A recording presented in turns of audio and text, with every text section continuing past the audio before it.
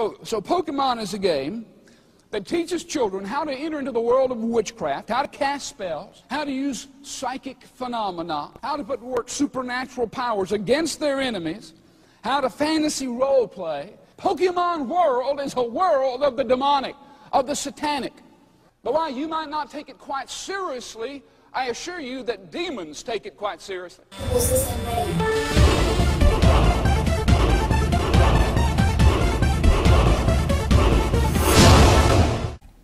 You know, people frequently can't see the rock that they're standing on for the horizon. You know, it's the obvious that many people miss is that we're part of a social species. And you have no more choice about it than you do over which gases you breathe. It's biologically hardwired. This is why being with people feels good. And being with people you like feels really good. You know, being with your friends. And having important friends feels even better. Conversely, being separated from people feels bad, which is why solitary confinement is such a devastating punishment. It is therefore unsurprising that one of the most common emotional fantasies runs along these lines, that there's this really big, really powerful guy. It's a fantasy, why not get a whole hog? There's the most powerful guy ever, a god no less, and he likes me, he thinks I'm special. He thinks I'm so special, he wants to be my friend and to love me forever. And that makes me feel all warm and fuzzy inside. I'll let this guy explain. And that thought just staggered me, to think that the God of the universe could love me. Bill Craig, that worm down there on that speck of dust called planet Earth. I just couldn't take it in.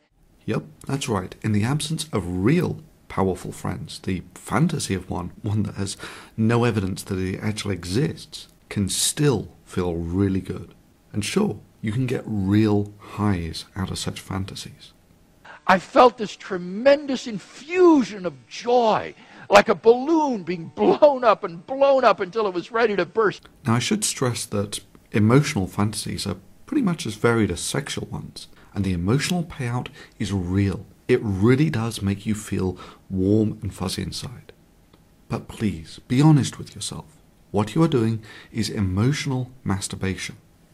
And in this picture, the preachers and the holy books are just the masturbatory aids. You know, the things to give the fantasy some depth and colour, to enhance the high. That's the fire of God. That's the fire of God. They're not actually the source of the warm fuzzy feeling. That's your biological need to be with people. But it does make it easier for people who want to get off on such fantasies to indulge. Yep, that's right. The preachers and the holy books are the porn of emotional masturbation. And just like the porn industry, there's a hell of a lot of money to be made in the, oh, hallelujah, brother, doesn't it feel good, type masturbatory aids. Now, I've got no problem with people stroking their emotional happy spots. None whatsoever. No, really. Whatever blows your skirt up, whatever you do in the privacy of your own mind is entirely your own affair. I mean, let's be real. Loving someone and having them love you in return are some of the nicest, warmest feelings you can have. And indulging in such emotional fantasies can be very pleasurable. I will never doubt again. There will never be a need. And if you like it, sure, knock yourselves out. Just please, follow the golden rules that go with all masturbation. Don't do it all the time. Don't do it in groups. Don't do it in public. And most of all, for God's sake, don't try and do it with children. Say, God, I'm here to be trained. I'm here for an education.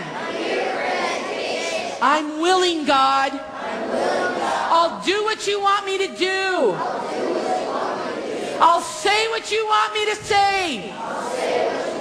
In Jesus' name. You start trying to do it in public or in groups or trying to get kids involved in this sort of thing. In trying to convince people that in exchange for these warm fuzzy feelings, this fantasy wants you to wear silly hats or hate fags or pray for rain or tell old ladies to throw their heart medicine on stage because God will heal them, or stone people to death for picking up sticks, or behead witches, or start wars, or to suggest that babies babies slaughtered at the end of a sword in God's name were actually the recipient of an infinite good. If you believe, as I do, in the salvation of infants or children who die, what that meant was that the death of these children meant their salvation. They were the recipients of an infinite good as a result of their earthly phase of life being terminated. Then reality merchants such as myself will piss all over those nice warm fuzzy feelings that you get. Not out of anger, not out of intolerance, not even because I want to spoil your emotional highs, but for the sake of a better tomorrow for mankind.